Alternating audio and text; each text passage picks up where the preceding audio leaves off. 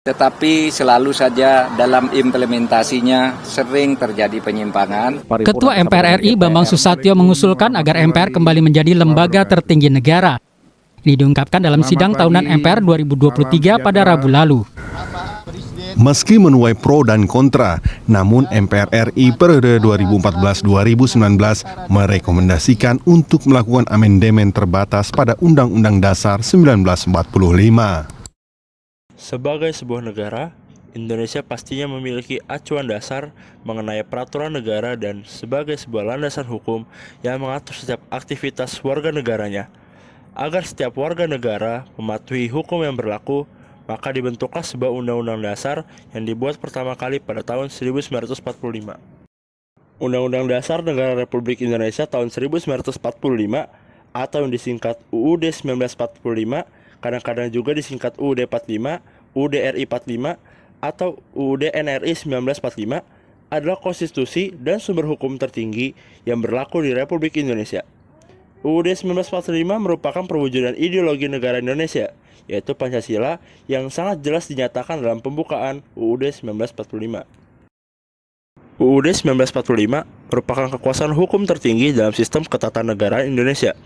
Oleh karena itu, semua lembaga negara Indonesia harus tunduk pada UUD 1945 dan penyelenggaraan negara harus tunduk kepada ketentuan UUD 1945. Namun, apakah kalian tahu bahwa UUD 1945 pernah mengalami perubahan dan penambahan isi? Proses-proses tersebut dinamakan amandemen. Amandemen adalah tindakan penambahan atau perubahan yang diterapkan pada konstitusi suatu negara. Dan perubahan ini harus menjadi bagian dan tidak terpisahkan dari naskah konstitusi asli. Tujuan dari amandemen sendiri adalah untuk menyempurnakan suatu aturan dasar mengenai kehidupan berbangsa dan bernegara sesuai dengan perkembangan zaman serta kebutuhan bangsa dan negara. Dalam sejarahnya, Undang-Undang Dasar 1945 tercatat sudah mengalami 4 kali perubahan, yaitu amandemen pertama pada tahun 1999, amandemen kedua pada tahun 2000, amandemen ketiga pada tahun 2001, dan amandemen keempat pada tahun 2002. Di video kali ini kita akan membahas tentang amandemen pertama.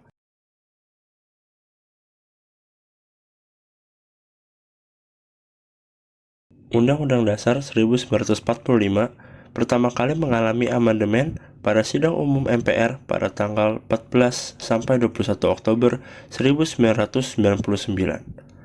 Amandemen pertama dilakukan karena adanya desakan kuat selama masa kemelut politik dan krisis kepercayaan yang dipicu oleh krisis moneter pada tahun 1997.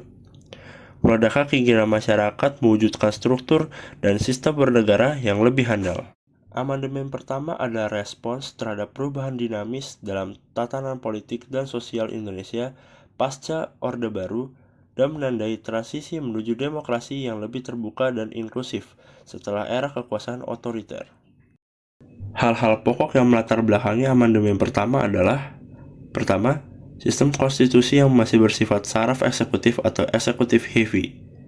Kedua, kekuasaan terpusat pada presiden menyebabkan banyak pelanggaran hak asasi manusia. Ketiga, masa jabatan presiden yang tidak terbatas memunculkan otoritarisme. Keempat, tidak ada check and balance. Kelima, membuat peraturan yang diskriminatif. Keenam, mendelegasikan terlalu banyak aturan konstitusional ke level undang-undang. 7. Terdapat sejumlah pasal yang bermakna ganda atau multitafsir. Dan yang kedelapan, terlalu banyak bergantung pada keinginan politis dan integritas politisi. Selain itu, amandemen pertama juga berfokus membatasi kekuasaan presiden yang dianggap terlalu berlebihan. Contohnya pada pasal 7 UUD 1945 yang sebelum amandemen menyatakan bahwa presiden dan wakil presiden memegang jabatan selama masa 5 tahun dan sesudah dapat dipilih kembali. Hal ini menjadi alat bagi beberapa presiden seperti Presiden Soekarno dan Presiden Soeharto untuk melanggengkan kekuasaannya. Hasil amandemen UUD 1945 yang pertama meliputi 9 pasal dan 16 ayat sebagai berikut. Pasal 5 ayat 1, Pasal 7, Pasal 9 ayat 1 dan 2, Pasal 13 ayat 2 dan 3, Pasal 14 ayat 1, Pasal 14 ayat 2, Pasal 15, Pasal 17 ayat 2 dan 3, Pasal 20 ayat 1 sampai 4, dan Pasal 21.